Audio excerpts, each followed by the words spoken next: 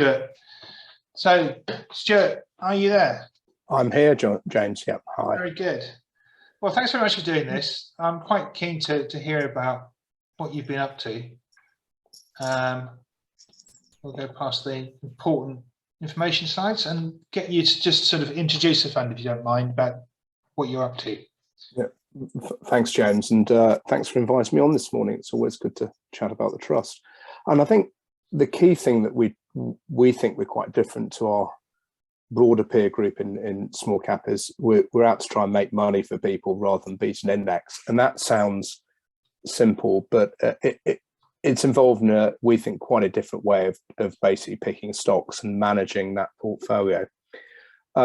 We basically have a heritage in private equity, and we basically using the skill sets that we had in private equity and adopting that for investing in quoted companies. And we think this approach works pretty well in small companies. They tend to be less well researched. There tends to be technical factors around liquidity. And what we were really looking for was those opportunities, and particularly with companies that, are good companies, they're mispriced, but they could and should be doing better. And that change can be driven by change in strategy, change how the business is run, maybe some change in management, and also maybe some change in terms of how the business is financed. The results of that, we're not benchmarked. We do, in our literature, put a broad small cap index in there, but we would be staggered if we actually behaved anything like the benchmark. And I think what the last year in particular has been really interesting because a lot of the investment community tend to polarize themselves between are you a growth or are you a value investor? And interestingly, actually, over the last 12 months, we behave like neither. And we find that a lot of people own us as well as other small cap funds, not instead of. We also introduced, after a consultation with shareholders, some ethical and sustainable investment restrictions. Now, we'd been doing a lot of this informally for many years, but this effectively basically bulletproofed, should we say, the fact that we will never invest in things like resources, controversial weapons, unnecessary animal testing, etc. And we think this is quite unusual because we can do this because we're very used to running very concentrated portfolios. Typically, we have between 15 and 20 holdings, whereas a diversified manager might struggle to implement a portfolio with all those restrictions because they feel they typically manage risk by having a very diversified portfolio, and they don't want to be told you can't invest in something because that stock might do really well, and if they don't invest in it, they don't beat the benchmark and all that type of stuff. So we think we're pretty unique in the way that we can manage those types of restrictions in this. But I think the big thing, moving on to the next page, is if you're trying to do something different, you need basically, we think, a different mindset to a diversified portfolio manager used to investing in 50 to 100 stocks or so. And you can have a look at the backgrounds of the team. So Ed and I run the trust on a day-to-day basis, and Ian, who's our chairman of the manager, he effectively sits on an investment committee as well. All of us have, as I mentioned, have got much more experience in private equity than we do have in public markets. You can also see from the screen that we're real believers in skin in the game. We put a reasonable amount of money when we IPO'd just over 4 years ago, and we've committed to reinvest half any proceeds from performance fees and buying shares in the market. So effectively, the performance fee for us is not cash out once we've paid our income tax. What you can also see is, Ed and I on a day-to-day basis, I think we've spent combined 36 years investing in small and mid-cap companies, be it private or quoted. And there aren't that many companies we come across where we don't either have some experience of it ourselves or alternatively know someone that does know the companies quite well. And that's really important when you're building a pretty concentrated portfolio. So moving on to the next slide, as how have we done? This data is till the end of June. And what you can see on the charts, actually the bottom left-hand chart, the grey bar is our broad index, which is the Numis Small Companies plus AIM index. And the dark blue bar is the NAV, and the light blue line, is the share price. And a couple of things to highlight here, taking into consideration the chart, but also the chart on the right, but also the stats. Unusually, we tend to get most of our outperformance in down and sideways markets, and we tend to almost keep up with the market when it gets very frothy. we think that's quite different to our broader peer group. You know, if you look at the betas of a lot of small cap trusts, they tend to be more than one because they have a diversified portfolio and they use gearing. We're the opposite. We have a concentrated portfolio and we typically run with net cash. And this is another reason why we think a number of people own us as a diversifier as opposed to instead of other trusts. So moving on to the next slide. How do we do what we do? Well, how do we adapt this private equity mindset into investing in companies? There are a few things I'll highlight from this slide. One, I think you need people that really do understand private equity because it's really a mindset. It's a team-based approach. You know, you never see a private equity firm with one person in it. You typically have a few people contributing to ideas and making decisions. The second thing is having long-term capital. So we don't run and we will never run an OEIC or a UCITS fund with daily liquidity in the strategy. It doesn't work. If we're trying to invest our clients' capital for 3 to 5 years, we want a pretty good view that we're going to have that capital for 3 to 5 years. We think very long term. We don't care really about certain sectors. So we spend all our time on TMT, services, specialist industrials and healthcare. We do a bit in financials, but not balance sheet financials. So we're not trying to be jack of all trades. We talked a bit earlier about the criteria. We're really for good companies that are mispriced, but companies that have the potential to transform their performance and transform their perception while we're investors. So we're really much more of special situations than a growth or value investor. Our sweet spot when we invest tends to be about 250 to 500, but our broader range at the time of purchase is 100 million to about $1 billion. And the goal is to make at least 15% IRR on every investment. What we're really looking for is a company where we think there's a very low chance of losing money, where there's a very high chance of making at least 15% IRR, but where there's upside potential above 15% IRR. Moving on to the next slide. What I think one of the really interesting things about the performance is that mindset of trying to find very outside returns for the level of risk you're taking on. And we were really pleased and delighted that when Morningstar, when we went to the Morningstar stats, we do tend to generate a very differentiated risk return profile to a broader peer group. What this chart shows is the level of NAV return on the vertical axis, and the level of risk, which is measured by volatility on the x-axis, and the numbers in the boxes reflect how many of our peers are in those various boxes. Now, if you were basically investing in the market in a very diversified fund, almost a quasi-tracker, you'd expect to be along the dashed line, effectively getting the same level of return for the same level of risk. If you're above the line, arguably you're adding value because you're getting outsized return for the level of risk. If you're below the line, you're arguably not adding value because you're basically getting less return for the average level of risk. So we were very, very pleased that the stats tended to bear out what we're trying to achieve with this trust. So moving on to the next slide, how does the portfolio look today? We talked about our core sectors. What you can see on the pie chart on the left-hand side is virtually all the portfolios invested in our core sectors with quite high industrials and TMT at the moment. TMT, that's not specific tech companies. There have been a lot of investments, and then the B2B media space, which we particularly like. You can see net cash bounce at the end of June was about 4.4%. Over the long term, it's averaged about 7 with the strategy, and I've been involved in the strategy since about 2009. On the right-hand side, in terms of the market cap, what you can see is the vast majority, so 70% of the investor exposure is in the core market cap range, about 100 to $1 billion. And the threshold to get into the 250 at the moment is about 720 million or so. We have had a few companies step over $1 billion, largely because of corporate activity. So Euromoney was a really good example of that. That attracted a bid. Bid interest was publicised in June, and the bid was announced. A recommended bid was announced just over a week ago.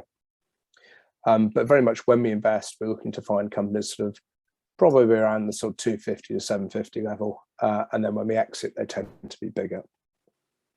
Moving on to the next slide. Here are the top portfolio positions of the portfolio. You can see it's pretty concentrated, and typically the top 10 would account for around 70 to 75% of the NAV. It was a bit high at the end of June, again, because of the bid interest and the move upwards in Euromoney. If we move on to the next slide, there's a quick highlight here of the top 10 positions. So when we talk about quality, one of the things that we look for in a company is market leadership. We absolutely love market leaders that aren't behaving and performing like market leaders, because if we can invest in that company and they can actually improve themselves and really become a really strongly performing market leader, they're going to tend to generate a much better rating either in the public markets, or alternatively they're going to be much more attractive to trade buyers. What we tend to find over time is trade buyers who are looking at companies, they don't want to buy a company that's underperforming on a bargain price. They much want to buy a company that's performing really well, and they're happy to pay a premium for it. And part of this is behavioral, because the managers at the buyer, they don't want to buy an asset, use their company's capital to buy a company and then it goes wrong quite quickly. They want to find something that's really bumper polished and really good, so their career risk is quite low. So what you can see here on the market position is all of our top 10 positions have a leadership position in some sort of niche. Okay, they're not massive companies, but they're niche companies where these companies themselves have a particular position. On the right-hand side, in terms of self-help, what you can see here is there's lots of things going on in these companies, lots of things that the management teams are executing to improve the performance of those businesses, irrespective of the economic environment. And we think that is a key driver of this differentiated performance, particularly in tough markets. Moving on to the next slide, one of the other things we look at is what we call the special situations, in terms of how can these companies be, as well as the operational side, how can they be doing things to improve their value even in flat markets? And we have 6 criteria you can see across the top, from margin improvement to geographic arbitrage. Maybe they're trading at sum of parts discount, i.e. they've got 3 divisions, and if you were to value each of those divisions individually, the value you come up with is much more than the share price of the company. So yeah, Euromoney was a really good example. I mentioned it attracted a bid before. You can see here it ticked lots of boxes in our analysis, and really very unusually for a bid situation, the breakup is actually being done by the bidders effectively as part of the transaction. So there are 2 private equity houses involved, Astorg and Epirus, and it's public record that Astorg is taking the fast markets division and Epirus effectively is taking everything else. I've worked on lots of take privates when I was in private equity, and I can't remember as a quote investor either seeing somebody actually bid and break up a company on a immediate transaction. So again, that was very much part of our thesis. To give you an idea of the upside in that stock, our entry price, we've invested in this company, or built the stake over the last 2 years at a share price of about £9. We doubled the position in January at about £9. The bidders come in at £14.61, and we've had a bit of dividend along the way. And that's a company that has no debt. In fact, it's got net cash. So you can see the market valuation of how they were ascribing, what they thought the company was worth is very, very different to what some pretty well-informed bidders were thinking of the company. Moving on to the next slide, I think one of the other arbitrages we talked about is geographic arbitrage. Euromoney, again, is a very good example. So there's a perception that if you invest in a UK small company, you're in some way investing in the prospects for the UK economy. Now, if you look at the right-hand side, if the average small cap company, they derive about 63% of their revenue from the UK. So they're quite domestically focused. In comparison, if you look at our portfolio, and this is data at the end of March, the average company in our portfolio only generated 31.5% of its revenue from the UK, much more international stream of revenue. Now, if you take into account the fact that all these companies sort of have more cost in the UK, perhaps the head office, etc., we think that at least 70% of the earnings of our portfolio company actually are derived from overseas, not the UK. So we're not really dependent on the health or otherwise of the UK. And if the UK goes into consumer recession, for many of our companies, it's just completely irrelevant. In fact, what we tend to find as well is there's arbitrage opportunities, because if these international niche market leaders we think were quoted in America, they'd be on much higher ratings, because the stock market there is deeper and people really understand the value of some of these companies. What it tends to mean also is if the market doesn't value these companies properly, and Euromoney, great example, somebody else will. Euromoney generated about 75% of its sales in dollars from memory, and profits they reckoned were more than 90% dollars. And again, that's one of the arbitrage opportunities we tend to see. Let's move on to the next slide. M&A, we touched a bit on this. So we don't buy stocks because we think they're going to get taken over. We select stocks because we think they're going to be attractive to somebody in the future, be it other stock market investors who are prepared to pay a higher price. But if that doesn't happen, our companies, we think, probably end up in the hands of others. And what you can see here is, bear in mind, we have typically 16 or 17 stocks. We've had a very, very high proportion of our portfolio companies taken over the last 2.5 years. And we think this is indicative of the real mispricing there's been in small cap. So you think through this period, other than the last 9 months or so, there has been some disruption post-COVID, but actually small cap was going pretty well. The growth investors are doing very well. And yet we were still able to find a number of companies to invest in where we've achieved an average day one premium of almost 50%. So very much we see our small cap market as being not just a market, it's basically a whole collection of lots of different companies. And at any one time, we're looking for those companies where there's decent company, where there's quite a lot of price dislocation. You can see from this chart as well, many of the buyers of these companies are overseas buyers, which again fits in the narrative I was just talking about earlier about small companies listed in the UK, but actually quite international companies. Moving on to the next slide. Just a quick thing about markets and where we are. Sentiment's improved quite interesting. I was interested in what Andrew Hattie was saying. There has been a notable tick up in the last week or so, but it's worth putting this into perspective. The last year or so has seen a very, very aggressive derating in small companies, back to ratings that they haven't seen since around the time of the Mario Draghi sort of bazooka, do anything to make things work. What's also notable actually is since we IPO'd the trust, there's been a very, very aggressive derating of small companies, and yet we've still been able to grow our NAV per share by close to 70%. So our strategy is really not driven by markets being fantastic and bullish. It's not driven by QE. In fact, we think actually QE has been a bit of a headwind to our strategy. It's really driven by finding good companies that aren't correctly priced, where those companies actually can grow their value as well. So again, very, very different to a diversified growth or value investor. Moving on to the next slide. That was it. That was really the summary. I think I've summarized it pretty well. There's always mispriced in the markets. We're not market timers. It's all down to individual stocks and finding opportunities where we think we can get an outsized return for the level of risk we're taking on. Great. Thanks very much. That's quite comprehensive. Picking up the theme of takeovers, because there's a few questions around this.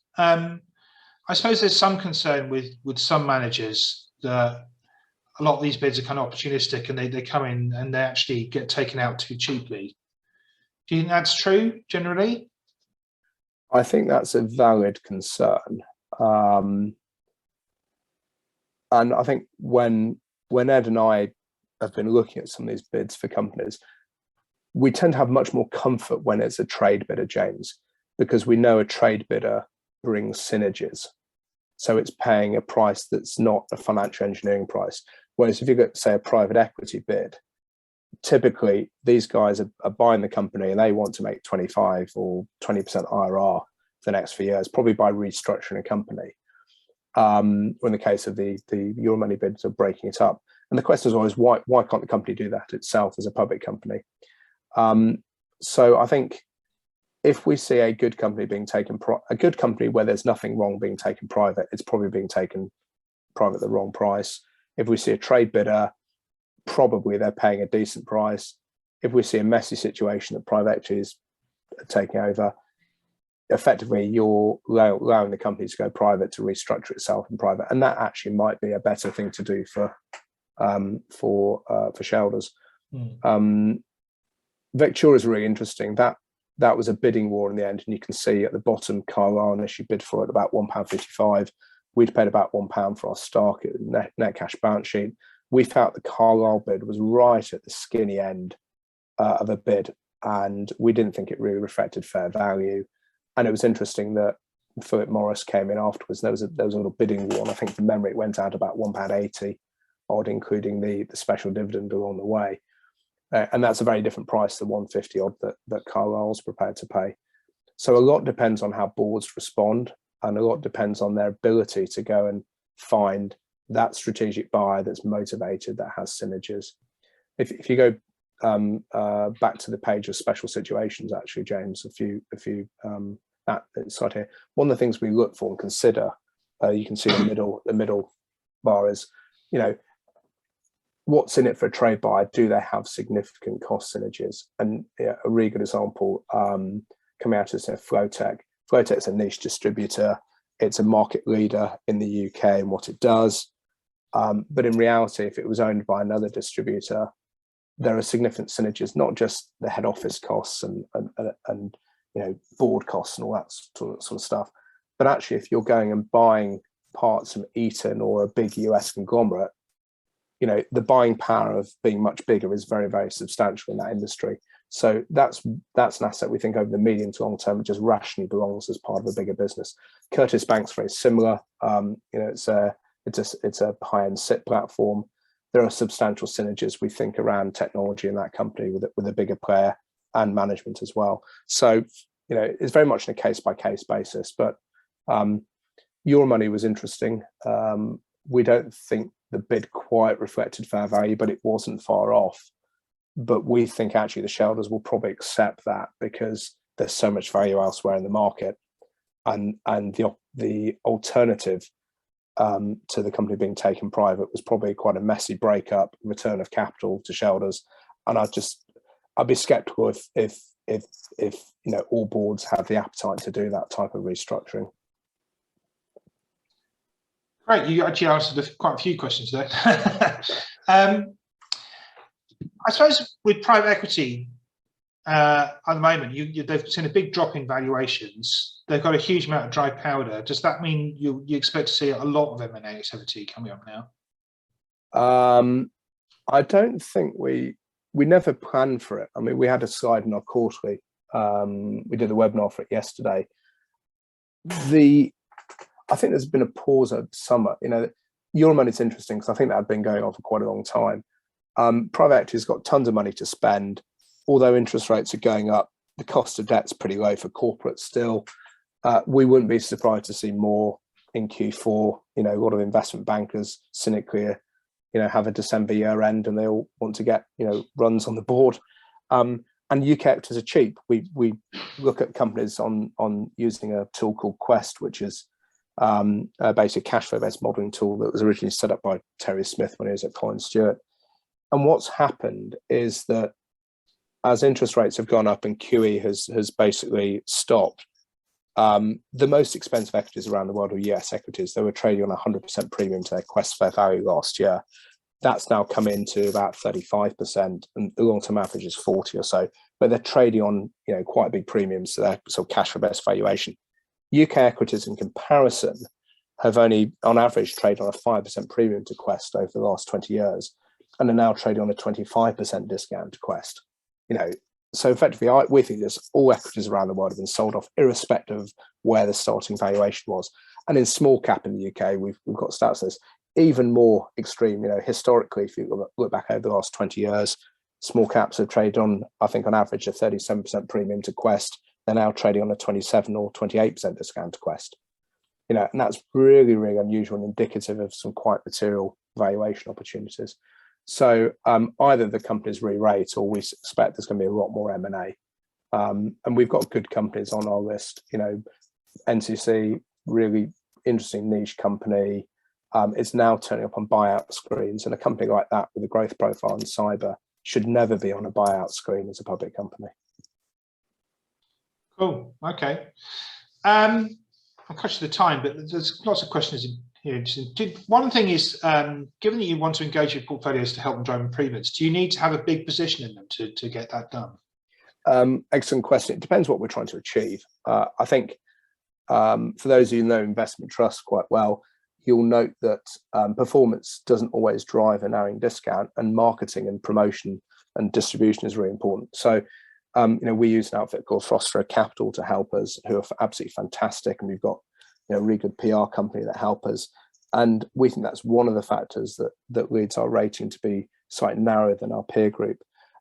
We work with the equivalent of Frostra Capital in our portfolio companies, where you might have a company that's quite lowly rated that no one cares about. It's about improving its profile, improving its investor material, and we introduce those people to our portfolio companies, and that's pretty easy. You can do that as a 1% shareholder or 2% shareholder. It's very easy. However, if you want to push for board change or real changes, you need more. You either need more of a stake yourself or to team up with other people, and we're happy to do both. We were pretty heavily involved with Finergen, and we got to know the guys at Elliott quite well, the US activist.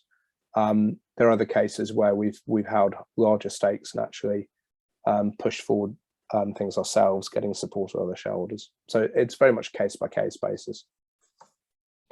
That's great. I think we covered a lot of ground there. There's probably more. What we'll do is we'll get you back again in a few months or something, or maybe a year, and we can cover more ground. But thanks very much. I think that's really helpful and quite a good introduction. And it's a shame, given that graph, that you don't really compare yourself to the index. No comment. But I mean, look, I think if we compare, if we perform with the index, it's unusual. And no investment approach works all the time. We know that. I think, as I said, QE has been quite a headwind to our strategy. I think over the last 13 or 14 years, the only time when it's not really worked is if the market goes very, very heavily risk on in a short time, or alternative, I don't know, if resource stocks do really, really well, or loads of money goes into growth momentum funds and they just buy what they own already. That that's quite hard for us. But in other cases it's done well. But again, no investment style works all the time, and this is why the long-term approach is so important. Yeah, great. Thanks very much, Stuart. Really, really helpful. Thanks, James. So we will be back next week. We've just sort of cemented this, but we're going to be talking to one of the managers from Canaccord Genuity Wealth Management, just sort of getting his view on why he picks investment trusts, the sort of thing we've done before with other wealth managers, and I just think it might be interesting to hear from him. And then the week after that, we'll be talking to David Smith from Edison High Income, who you've heard from before. And then you can see there's sort of a whole raft of things going out into the future. We had a couple of suggestions actually recently from viewers of things to invite. So we've been busy in the background trying to get those done. But if you do have anybody else you want us to talk to, then please do let us know, and we'll try our best to get them on the show. So in the meantime, have a good week, and we will see you on Friday next week. Thanks. Bye-bye.